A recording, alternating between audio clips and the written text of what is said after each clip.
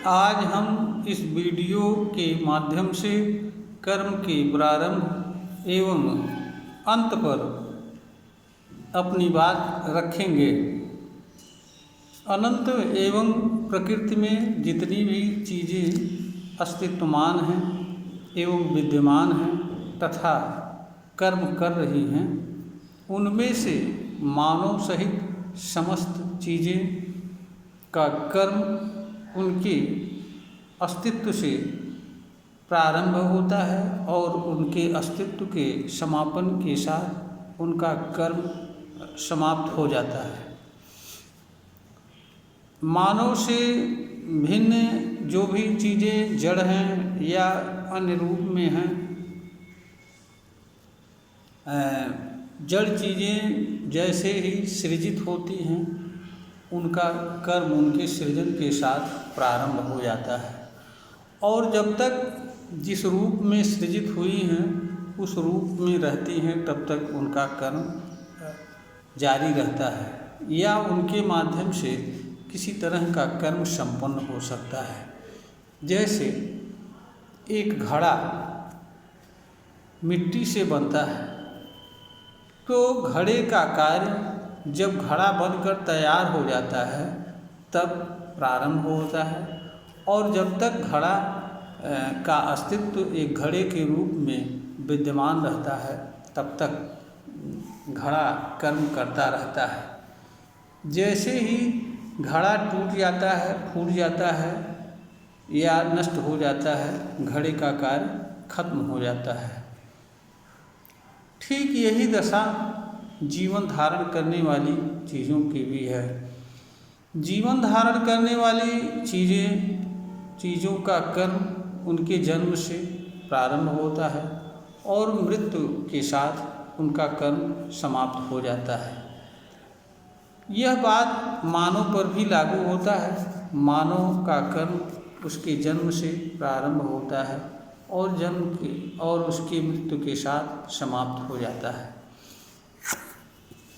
जन्म के पहले का कर्म या जन्म के बाद जो भी बातें लिखी जाती हैं उनका मनुष्य के वर्तमान जीवन से कुछ लेना देना नहीं होता है। मनुष्य जब तक जन्म से लेकर जब तक जिंदा रहता है तब तक उसे इस रूप में कर्म करने की आवश्यकता होती है और मनुष्य कर्म करता है और कर्म करने की क्षमता भी रखता है।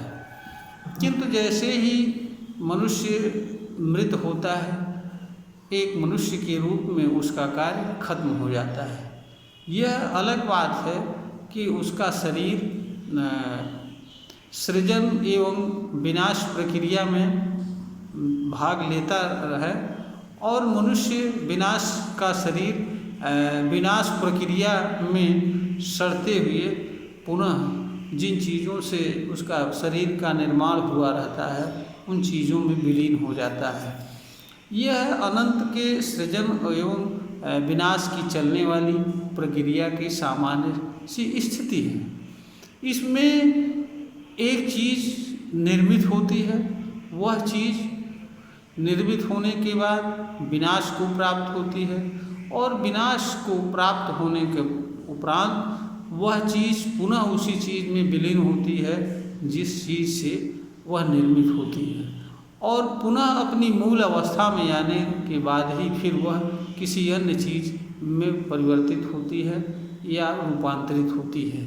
यही सृजन और विनाश का क्रम है।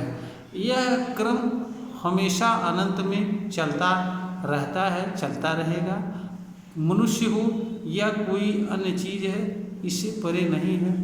हर किसी को इससे गुजरना होता है। जीवन धारण करने वाली चीज़ें जीवन एवं मृत्यु की प्रक्रिया से गुजरती हैं। जो चीज़ें जीवन नहीं धारण करती हैं वह चीज़ें सृजन एवं विनाश की प्रक्रिया से गुजरती हैं। यही इस अनंत की सच्चाई है, वास्तविकता है। तो मनुष्य का कर्म उसके जन्म से प्रारंभ होता है, मृत्यु के साथ समाप्त हो जाता है। इसके अतिरिक्त जो भी इस धरती पर विचारधाराएं या मान्यताएं हैं वह मानव को भ्रम में डालने वाली हैं, बकवास हैं, जिनका वास्तविकता से कुछ भी लेना देना नहीं है।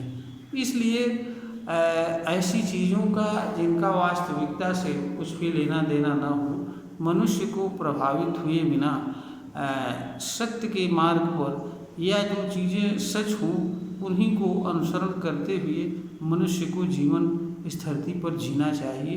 इसी में स्वयं एवं संपूर्ण मानव जाति का भी कल्याण है। यह वीडियो ज्ञानवर्धन है, बनाई गई है, प्रेषित की जा रही है। अगर श्रोता को ज्ञानवर्धन के योग्य प्रतीत होता हो, इसे लाइक करें, शेयर करें और सब्सक्राइब करें।